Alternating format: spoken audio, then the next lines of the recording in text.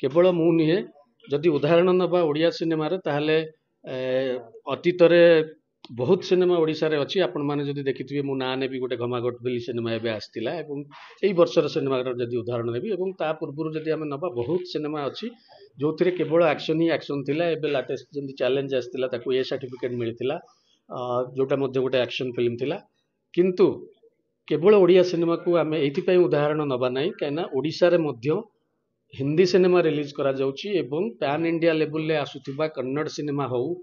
Telugu cinema हो Tamil cinema Malayalam cinema अन्यान्य भाषा भाषी सिनेमा आसिक रिलीज होची एवं जदि आम गोटे उदाहरण स्वरूप नवा प्रथम हिंदी सिनेमा को जोटा कि अतीत आम मैंने देखीचे बहुत बड़ मात्रा हिट होता ओडिशा रे से सिनेमा ताहाला एनिमल सिनेमा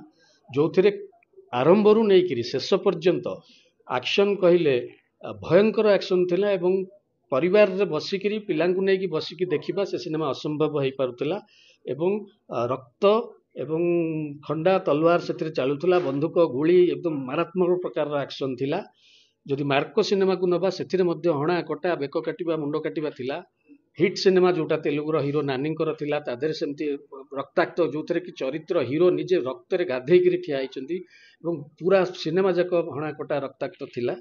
तो एमती उदाहरण देले अनेक सिनेमा आसीबो जो थे कि बहुत प्रकार बड़ बड़ भायोलेंस आम देखा पाई से समस्त सिनेमा निश्चिंत भाव में मुझे विश्वास करी सीबीएफसी द्वारा अप्रूवाल पाई आसी ओडिशा रे रिलीज होती ओडिशार दर्शक माने ताको पसंद करिसेंती एवं बहु मात्रा रे टंका रोजगार करके ओडिशा रु नैचंती तेणु आमे साधारण भाव जो सिनेमाटे करूँ कोठी ना कोठी गोटे उदाहरण रे निया जाय जे ता माने आजिका दिन रे को सिनेमा को दर्शक माने भल पाउचंती से सिनेमा को ता माने सबु वर्गर लोक माने देखिचंती यूथ माने बेसी देखिचंती परिवार देखिचंती एवं समस्त लोक देखिकिरी से सिनेमा को पसंद करचंती तेणु आमे चेष्टा करथिली जे आम दर्शक मानक पई मध्ये आमे सेमती किछि सिनेमा तयारी करिबु किंतु आमे ओडिया हिसाब रे जेतिकी लिमिटेड भायोलेंस हो पारिबो ताकू रखिकिरी तयारी करथिलु केबे भी आपण माने सिनेमा रिलीज हेले देखिबे एनिमल परिका किंबा मार्को परिका किंबा हिट परिका एमती अन्य लैंग्वेज रो सिनेमा परिका आमे करी नाहु भायोलेंस तेणु से सिनेमा गुडी को सीबीएफसी जदी देई पारुची सेंसर सर्टिफिकेट ताहले आम सिनेमा को काहे कि निए मो मनरे केवल एठी प्रश्न आसुची मोर आउ कोनोसी प्रकार द्वंद्व नाही किंबा सीबीएफसी प्रति सम्मान सेतिकी अछि तांकर कमिटी प्रति सेतिकी सम्मान अछि ताहले मते लागुची सारा भारत वर्ष रे अलग अलग राज्य पई कोन अलग अलग नियम अछि कि रूल्स अछि कि ओडिया सिनेमा पई अलग रूल्स ओडिया सिनेमा रे चैलेंज परिका गोटे फैमिली ड्रामा सिनेमा रे किछि नॉर्मल एक्शन थाई कि ताकू ए सर्टिफिकेट दिया जाउची एबे वास्तव सिनेमा रिलीज हबो ताकू A certificate Shambhu cinema A certificate दर्पण cinema A certificate Chardham परिका cinema को यूए सर्टिफिकेट तेणु एवं मो सिनेमा रिजेक्टेड ओडिशा रे ताहले मते लागुची ताहले जदि पातरंतर होउची कि अलग रूल अछि ए सब द्वंद्व आम मन रे चलीची किंबा अलग राज्यर सिनेमा को कोन आम राज्य रे प्रोत्साहित करा जाउची कि से पैनल ले के थिले देखंतु मु केवल सेंसर ऑफिसर ना को कहि परिबी सेंसर ऑफिसर जे थिले श्रीयुक्त अभिषेक मिश्र थिले एवं अन्यान्य मेंबर कर ना तो आम ओडिया ना बाहर मोर जनतार नन ओडिया सी नन ओडिया को ओडिया फिल्म को रिव्यू कोन करूछथि सर से कोन बुझी पारनथिबे से कोन रिव्यू करे सेटा तो निश्चित भाव में सरकार कथा ओडिया सिनेमा को बुझीबा एवं ओडिया सिनेमा रो वैल्यूज को जानिबा किए निश्चित भाव में ओडिया मेंबर थिबे तांको बुझौथिबे कि कोन बुझौचंती सेटा तो आमे कहि परिबुनु जदि मोर सेति पई प्रश्न एवं से प्रश्न निहाती भाव में आपण मन जे रूल्स अलगा कि जदि सेम रूल आम पई अछि ताले एते प्रकार रो वायलेंस एते प्रकार रो ये थाईकिरी सिनेमा सब केमती अप्रूव होईची सिनेमा सब केमती रिलीज रीजनल सिनेमा रे ओडिया माने सेंसर को ओडिया पैनल रे ओडिया लोक रहिया कथा केवल ओडिया लोक रुहंतु सेटा तो आमर कथा नुहे कि आम चाहिबार कथा नुहे सेटा सरकार नियम जहाँ थो निश्चित भाव में सरकार सेटा उचित पदक्षेप नौथिबे आमर कहवा कथा जे जेमती हिंदी सिनेमा रो वायलेंस थाईकिरी एते बड़ बड़ वायलेंस थाईकिरी बड़ बड़ ये कथा थाईकिरी माने सेक्स थाईकिरी ब्लड थाईकिरी विभिन्न कथा थाईकिरी अप्रूव दिया हैकिरी जदि रिलीज हो पारुची ताहले आम सिनेमा ता तुलना रे बहुत कम वायलेंस अछि ताको काहे कि अटके दिया जाउची दर्शकों को कहबी जे तांकर पसंद रे तांकर इच्छा रे सब बेले जोटा चाहूतिले से जे नुआ हीरोटीए जन्म नौ ଓଡ଼ିଶାର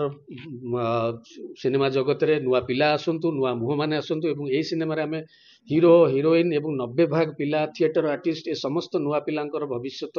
ଗଢ଼ିବା ପାଇଁ ଚେଷ୍ଟା କରିଥିଲୁ। ଦର୍ଶକମାନଙ୍କ ପାଖରେ ନୂଆ ମୁହଁ ଆଣିବାକୁ ଚେଷ୍ଟା କରିଥିଲୁ। ଦର୍ଶକମାନେ ତାର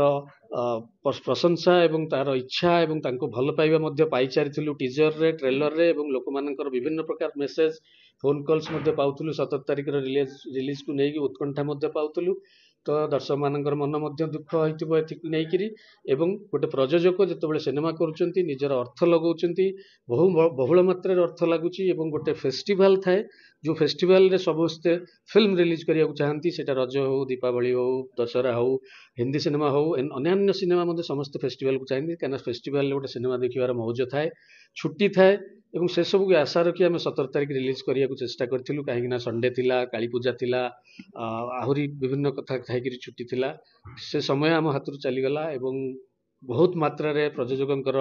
ଏଥିପାଇଁ ଲସ୍ ହେଲା କାହିଁକିନା ଆଉ ଥରେ ଆମକୁ ଥିଏଟର ମିଳିବା, ଭଲ ଜିନିଷ ମିଳିବା ଏସବୁ କେତେ ଦୂର ସମ୍ଭବ ଆମେ ଜାଣିନୁ। ତେଣୁ ଯଦି ପ୍ରକୃତରେ ଏମିତି ରୁଲ୍ସ ଥାଏ ଯେ ନାଇଁ ହିନ୍ଦୀ ସିନେମା, ତାମିଲ ସିନେମାକୁ ଆମେ ସେନ୍ସର ସାର୍ଟିଫିକେଟ୍ ଦେଇକି ପାସ୍ କରାଇବା ଯେତେ ଭାয়োଲେନ୍ସ ଥାଉ ଏବଂ ଆମ ପାଇଁ ନୁହେଁ, ତାହେଲେ ନିଶ୍ଚିତ ଭାବରେ ଏହା ଏକ ପାତର ଅନ୍ତର ବୋଲି କୁହାଯିବ। ଏବଂ ତା ବାଦ ଯଦି ଆଉ କୌଣସି ପ୍ରକାରର ଭିତରିଆ ଷଡ଼ଯନ୍ତ୍ର ଥାଏ, ଅନ୍ୟ କୋଉମାନେ କିଛି କରୁଥାନ୍ତି ଯେ ନାଇଁ ନୂଆ ହିରୋଟେ ଠିଆ ନ ହେଇପାରୁ କିମ୍ବା ଭଲ ସିନେମାଟେ ଇଣ୍ଡଷ୍ଟ୍ରିକି ନ ଆସିପାରୁ କିମ୍ବା କେବଳ ତାମିଲ, ତେଲୁଗୁ, କନ୍ନଡ଼, ହିନ୍ଦୀ ସିନେମାକୁ ପ୍ରୋତ୍ସାହନ ଦିଆଯାଉ, ଏଠି ରିଲିଜ ହଉ, ଓଡ଼ିଆ ସିନେମା ସେମିତି ଦବି ଦବି ତଳେ ରହିଯାଉ।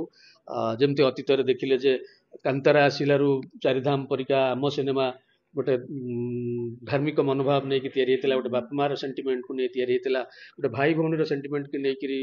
ଚ୍ୟାଲେଞ୍ଜ ଫିଲ୍ମ ତିଆରି ହେଇଥିଲା, ତାକୁ ହଲ୍ରୁ ଉଠେଇ ଦିଆଗଲା। ତ ଏଇ ଭାବରେ ଯଦି କିଛି ମନୋଭାବ ଥାଇକିରି ସିନେମାର ପଛରେ ଆଉ କିଛି ଷଡ଼ଯନ୍ତ୍ର ଥାଏ, ତାହେଲେ ଆମେ ନିଶ୍ଚିତ ଭାବରେ ଆମ ଦର୍ଶକଙ୍କ ପାଖରେ କ୍ଷମା ଚାହିଁବୁ ଏବଂ ସମସ୍ତ